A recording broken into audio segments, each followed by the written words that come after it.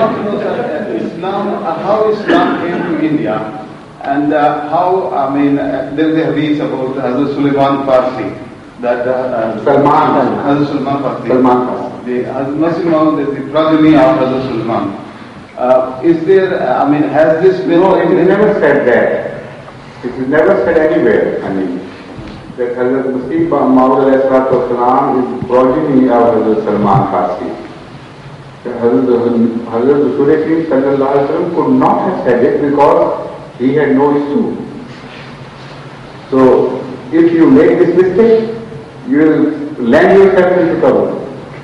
Because some of the mullahs would know that he had no issue, so how could he have leave a progeny?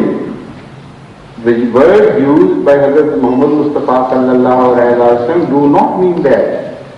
This Anlu sallallahu alaihi wasallam is known to have said, "Min haulai," from his people, not from him. Haulai is a word referring to the entire people and nation, not to a single person. Minho he has not said. So this is the beauty of Anlu sallallahu alaihi wasallam's wording. His language is perfect. And if somebody pays close attention to his words, he can never make mistakes.